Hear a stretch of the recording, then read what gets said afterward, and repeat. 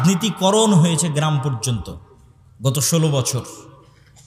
এখন সেই জায়গায় শূন্যতা বিরাজ করছে। হ্যাঁ, আমাদের গোলামির স্বভাবের কারণে আমরা আগে এক দলকে জুলুম করার সুযোগ দিতাম, এখন আর এক দলকে জুলুম করার সুযোগ দিচ্ছি এবং চোখের সামনে দেখতেছি। আমাদেরই আশেপাশের এক জায়গায় একজন ব্যক্তি ব্যবসায়ী বিশাল পুকুর খনন করে নতুন করে মাছ আবাদ করবে। তো একটা নির্দিষ্ট রাজনৈতিক দলের নেতারা চাঁদা নেওয়ার জন্য পুকুরের কাজ বন্ধ রেখে দিয়েছে, যে এত টাকা চাঁদা দেন, দিয়ে তারপরে পুকুরের কাজ করেন। কেউ কথা বলার নাই, কেউ বাধা দেওয়ার নাই। তাহলে আমরা নিজেরা মাজলুম হওয়ার রাস্তা, যেমন গত 16 বছর এক দলের হাতে মাজলুম হতাম, আবার আর কারো কাছে যেন মাজলুম হওয়া যায় সেটার রাস্তা আমরা মেনে নিচ্ছি। এটা হচ্ছে গোলামের স্বভাব। এই জায়গায় হচ্ছে প্রতিষ্ঠানগুলো ফাইট দিতে পারে মুসলমানদের ধর্মীয় প্রতিষ্ঠানকে। শুধু সালাত, সিয়াম, হজ, যাকাতের মধ্যে সীমাবদ্ধ থাকা যাবে না। মসজিদ, মাদ্রাসাকে শুধু কোরআন পড়াবে আর শুধু মক্তব পড়াবে, এর মধ্যে সীমাবদ্ধ থাকা যাবে না। তার গ্রামে অন্তত যেই পাড়ায় মসজিদটা আছে, সেই পাড়ায় ওই মসজিদের দায়িত্বশীলকে, ইমামকে এতটুকু সামাজিক ক্ষমতা অর্জন করতে হবে যে ওই পাড়ায় যদি কারো উপর জুলম হয়, অন্তত বলতে পারবে যে এটা জুলুম হচ্ছে, করিও না। অন্তত গিয়ে বলতে পারবে এটা অন্যায়, এটা করিও না। এই কাজ যতক্ষণ করবেন না, ততক্ষণ আল্লাহ আপনাদেরকে শাসন ক্ষমতা দিবে না। ন্যায় প্রতিষ্ঠার আন্দোলনের মাধ্যমে লিডার তৈরি হয়। আর আমাদের আলেম ওলামা এবং আমরা যেভাবে মসজিদ মাদ্রাসা চালাই, এটা সম্পূর্ণ গোলামির সিস্টেম। এখানে গোলাম তৈরি হয়, যে দেশে কি হচ্ছে, গ্রামে কি হচ্ছে, সমাজে কি হচ্ছে আমি কিচ্ছু জানি না, খালি নামাজটা কোনো মতে পড়লেই হলো। কিন্তু আপনার চোখের সামনে আরেকজনের উপর জুলম হচ্ছে, আপনি বাধা দিবেন না, ন্যায় প্রতিষ্ঠার জন্য চেষ্টা করবেন। আপনি নেতা হবেন কিভাবে? এবং এই ন্যায় প্রতিষ্ঠার সংগ্রাম সমাজে শুরু করার আগে, গ্রামে শুরু করার আগে আপনাকে নিজেকেও যাচাই করতে হবে যে আমি আমার পরিবার, আমার ফ্যামিলির মধ্যে ন্যায় প্রতিষ্ঠা করতে পারছি কিনা, করেছি কিনা। কেননা রাষ্ট্রে ইসলাম যাওয়া মানে রাসূল সাল্লাল্লাহু আলাইহি ওয়াসাল্লাম বলছেন, লা তাকুমুস সাআহ হাত্তা ইয়ানজিলা ঈসা ইবনে মারইয়াম। ততদিন পর্যন্ত কিয়ামত হবে না যতদিন না মারিয়ামের ছেলে ঈসা দুনিয়াতে নেমে না আসে। আর মারিয়ামের ছেলে ঈসা দুনিয়াতে নেমে এসে কি করবে? হাকামান মুকসিতা, সমগ্র পৃথিবীতে ন্যায় বিচার প্রতিষ্ঠা করবে। সম্মানিত উপস্থিতি, তো আমরা কিভাবে যাচাই করব যে আমি ন্যায়পরায়ণ কিনা? আর রাষ্ট্রে ইসলাম প্রতিষ্ঠা হওয়া মানে কি? তো রাসূল সাল্লাল্লাহু আলাইহি ওয়াসাল্লাম বললেন, মারিয়ামের ছেলে ঈসা সমগ্র পৃথিবীতে ন্যায় বিচার প্রতিষ্ঠা করবে। তাহলে রাষ্ট্রে ইসলাম মানে রাষ্ট্রে কি প্রতিষ্ঠা হওয়া? বলেন তো, কথা বলেন। রাষ্ট্রে কি প্রতিষ্ঠা হওয়া? ন্যায় বিচার প্রতিষ্ঠা হওয়া। রাষ্ট্রে ইসলাম প্রতিষ্ঠা হওয়া মানে রাষ্ট্রে ন্যায় বিচার প্রতিষ্ঠা হওয়া। এখন একটা মুসলমান, এটা আল্লাহর নবী ব্র্যান্ডিং করলেন, আমি ব্র্যান্ডিং করিনি। আল্লাহর নবী বলতে পারতেন যে ঈসা আলাইহিস সালাম সারা পৃথিবীর শাসক হবে এবং তিনি সমগ্র পৃথিবীতে পর্দা বাস্তবায়ন করবে, এটা বলেননি। অবশ্যই পর্দা ইসলামী শরীয়তের একটা বড় অনুষঙ্গ, কিন্তু রাষ্ট্রে ইসলামের এটা ব্র্যান্ডিং নয়। তিনি এটাও বলেননি যে রাসূল ঈসা আলাইহিস সালাম সমগ্র পৃথিবীর শাসক হবে এবং সমগ্র পৃথিবীতে সালাত প্রতিষ্ঠা করবে। অবশ্যই সালাত ইসলামের অনেক বড় অনুষঙ্গ, কিন্তু রাষ্ট্রে ইসলামের একমাত্র ব্র্যান্ডিং নয়। রাষ্ট্রে ইসলামের 1 নম্বর ব্র্যান্ডিং ন্যায় বিচার প্রতিষ্ঠা করবে। মানে কোনো মানুষের উপর জুলুম হবে না, জিরো জুলম, 0% জুলম, শতভাগ ন্যায়, এলো রাষ্ট্র ইসলাম।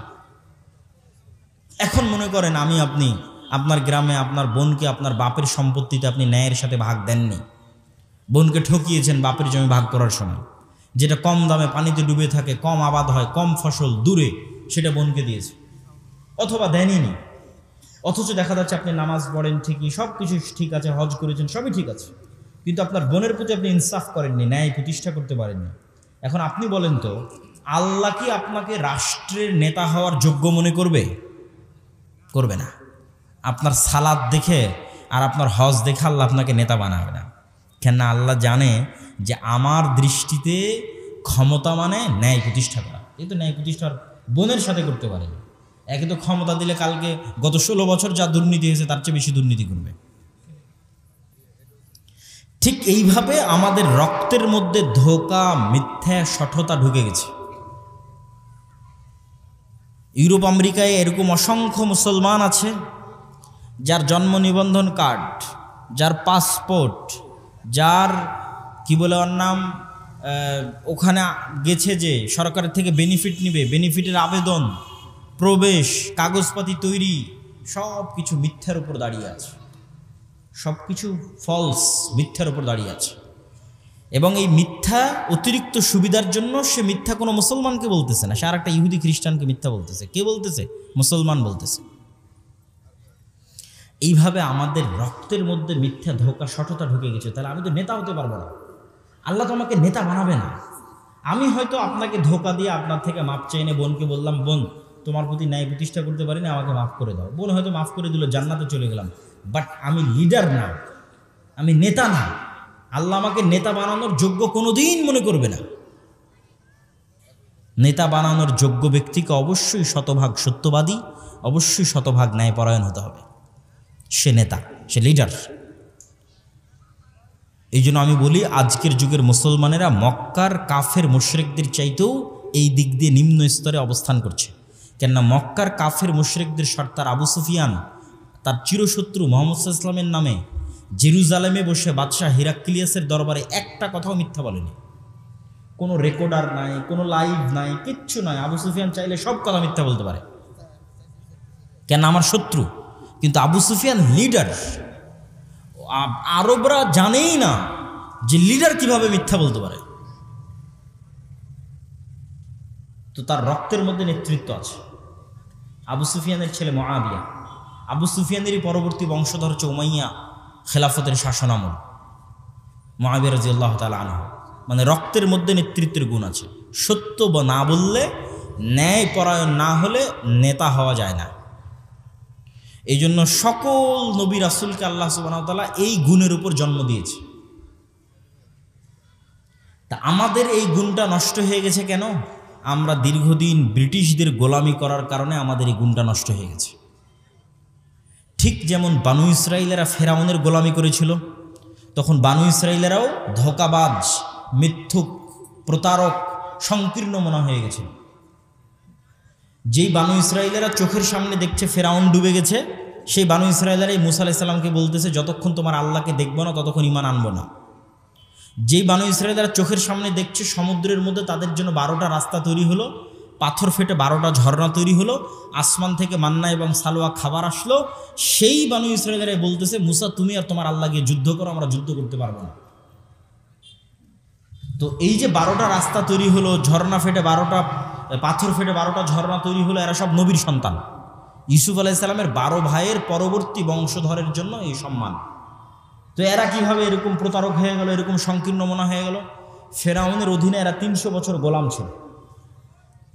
মনে করেন আমার অধীনে 2টা গোলাম আছে, আমি একটা রুটি ওদের মধ্যে নিক্ষেপ করে দিলাম, তখন ওরা 3 দিন থেকে ক্ষুধার্ত আছে, ওই রুটিটা নিয়ে কাড়াকাড়ি লেগে গেল। এই যে রুটিটা নিয়ে কাড়াকাড়ি লেগে গেল, এটা হলো গোলামের নেচার। এখন এই রুটিটা পাওয়ার জন্য মিথ্যা বলবে, এই রুটিটা পাওয়ার জন্য ওকে মারবে, এই রুটিটা পাওয়ার জন্য ওকে ধোঁকা দিবে, সব কিছু করবে। ব্রিটিশরা আমাদের এভাবে ট্রেন আপ করেছে যে তোরা একটা টাকার জন্য মারামারি করবে, ক্ষমতার জন্য মারামারি করবে, মিথ্যা বলবে, আর একজনকে নিচে নামাবে, আর একজনকে টেনে নিচে নামাবে, তার জন্য হিংসা করবে, বিদ্বেষ করবে। জাস্ট এইভাবে আমাদেরকে ট্রেন আপ করেছে 300 বছর গোলাম অবস্থায়। তখন আমরাও হয়ে গেছি বানু ইসরায়েলের মতো, আমরাও আর মিথ্যা, ধোঁকা, দুর্নীতি ছাড়া কিছু বুঝি না। কিন্তু ইসলামের সবই আছে, কিন্তু ইসলামের আসল জিনিসই নাই। এই জন্য আমরা নামাজি হলেও, হাজি হলেও, আমরা হয়তো ক্ষমা মাপ চেয়ে জান্নাতেও যেতে পারবো, কিন্তু আমরা গোলাম থেকে মুক্ত হতে পারবো না, দাস, কৃতদাস। এই জন্য ফিলিস্তিনে 50,000 মুসলমানকে হত্যা করা হয়েছে গত 1.5 বছরে। ইসরায়েল হত্যা করেছে, ঠিক যেভাবে ফেরাউন বানু ইসরায়েলকে জবাই করতো। ইযাববিহুনা আবনাকুম ওয়া ইস্তাহিউনা নিসাআকুম, তাদের পুরুষ সন্তানদের জবাই করতো, মেয়ে সন্তানদের বাঁচিয়ে রাখতো। আমাদের অবস্থা ওই জায়গায় পৌঁছে গেছে, কেননা আমাদের নেতৃত্বের গুণাবলী আমরা হারিয়ে ফেলেছি। এই জন্য সুদের বিরুদ্ধে যুদ্ধ লাগবে, এই জন্য শিক্ষা লাগবে। কেননা সুদ মানুষকে মিথ্যা বলা শেখায়। এটা আমি বলছি না, রাসূল সাল্লাল্লাহু আলাইহি ওয়াসাল্লাম বলেছে। রাসূলুল্লাহ সাল্লাল্লাহু আলাইহি ওয়াসাল্লাম প্রত্যেকটা দোয়ায় বলতেন আল্লাহুম্মা নাউযুবিকা মিনাল মা'সামি ওয়াল মাগরাম, আল্লাহ আমি কর্জ থেকে বাঁচতে চাই, গুনাহ থেকে বাঁচতে চাই।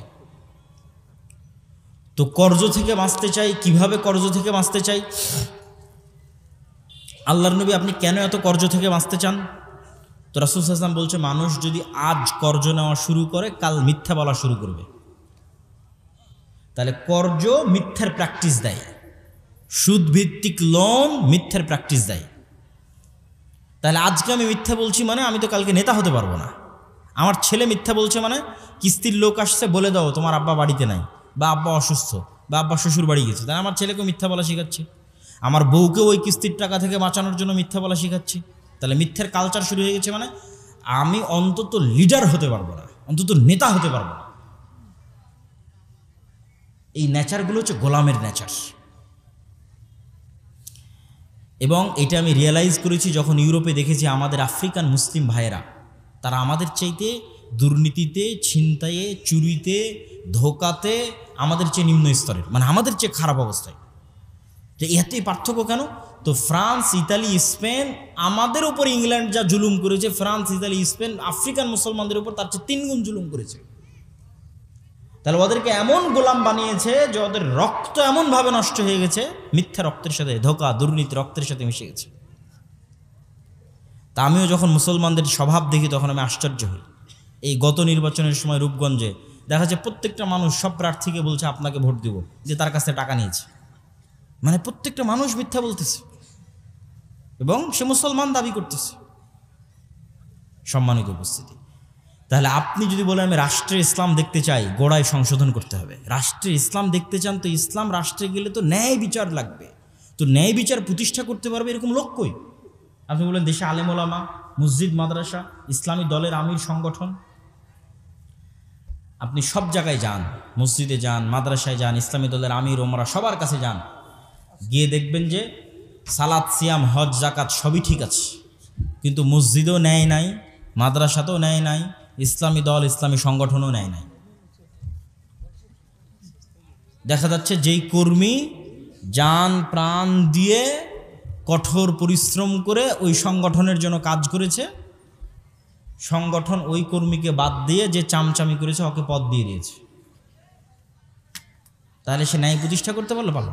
সে তার নিজের একটা দলে ন্যায় প্রতিষ্ঠা করতে পারেনি, তাহলে আল্লাহ কিভাবে তাকে যোগ্য মনে করবে যে সে রাষ্ট্রে ন্যায় প্রতিষ্ঠা করবে? একই অবস্থা মাদ্রাসা, একই অবস্থা মসজিদে। সুতরাং আমাদের মধ্যে লিডারশিপ নাই। এই জন্য আল্লামা ইকবাল ওই পরিবেশটা বুঝতে পেরেছিলেন। আল্লামা ইকবাল ওই পরিবেশটা বুঝতে পেরে বলেছিলেন, সাবাক ফিরসে পড় সাদাকত কা, শুজাআত কা, আদালত কা, লিয়া জায়েগা তুঝসে কাম, দুনিয়া কি ইমামত কা। তথা তোমরা মুসলমানেরা তোমাদের মধ্যে নামাজ, সালাত, হজ, জাকাত সব সুন্দর আছে, বা আপনারা যেহেতু আহলে হাদিস আপনাদের আকীদাও বিশুদ্ধ আছে, নাই কি? বলছে তোমরা সত্য বলা জানো না, আজ থেকে সত্য বলা শিখো এবং সত্য বলা শুরু করো, এবং নিজেদের সন্তানদেরকে সত্য বলা শিখাও, কোনো কম্প্রোমাইজ যেন না করে মরা পর্যন্ত সত্যের সাথে। 2 নম্বর কি শিখাও? শুজাআত কা, সাহসিকতা শিখাও, যে সে প্রত্যেকটা অন্যায় অন্তত বাধা দিবে, আল আমরু বিল মারুফ ওয়ান নাহি আনিল মুনকার করবে, সৎ কাজের আদেশ দিবে, অসৎ কাজে বাধা দিবে। কিন্তু মুখ বুজে থাকা যাবে না, অন্যায় হচ্ছে চুপচাপ মেনে নেবেন এটা হবে না, সাহসিকতা থাকতে হবে। মসজিদের এবং মাদ্রাসার, অন্যদের আছে, মসজিদ মাদ্রাসার নাই। আমি এটাই বলতেছি, এইটাই দিয়ে বক্তব্য শুরু করেছিলাম যে মসজিদকে এম্পাওয়ারমেন্ট করতে হবে, মসজিদকে শক্তিশালী করতে হবে, দিনী শিক্ষা প্রতিষ্ঠানকে শক্তিশালী করতে হবে। কোন দিক থেকে শক্তিশালী? বাহিরের এই কাজগুলোতে শক্তিশালী। তারা তো তাদের কাজে ঠিকই আছে, একটা মসজিদের ইমাম তো ঠিকই নামাজ পড়িয়ে দেয়, ঠিকই ইমামতি করে, মুয়াজ্জিনি করে, মাদ্রাসায় কোরআন, হেফজখানায় কোরআন সব ঠিকঠাক হয়, কিন্তু ওর এলাকায় অন্যায় হচ্ছে ওটা দেখেও বাধা দেয় না। আল আমরু বিল মারুফ ওয়ান নাহি আনিল মুনকার। এই জন্য আল্লামা ইকবাল বলছে সাহসিকতা লাগবে, সত্য বলতে জানতে হবে, সাহসী হতে হবে, কোনো ছাড় হবে না। 3 নম্বর আদালত কা, ন্যায় প্রতিষ্ঠা করা শিখতে হবে। রাসূল সাল্লাল্লাহু আলাইহি ওয়াসাল্লাম ন্যায়ের কথা বলতে বলতে এই পর্যন্ত বলেছেন যে বাপ তার সন্তানদেরকে চুমা দেওয়ার ক্ষেত্রেও যেন ন্যায় প্রতিষ্ঠা করে। 3টে ছেলে আছে, যদি একে একটা চুমা দেয় তো বাকি 2টাকেও যেন একটা একটা করে চুমা দেয়, তাহলে ন্যায় প্রতিষ্ঠা হলো। আর দেখবেন এমনও বাপ আছে যে এক সন্তানকে সব জমি লিখে দিয়েছে, তাহলে সে, এটা হচ্ছে গোলামের নেচার, তাকে আল্লাহ কোনোদিন রাষ্ট্রের দায়িত্ব দেওয়ার যোগ্য মনে করবে না, সে দুর্নীতিবাজ, দুর্নীতিগ্রস্ত।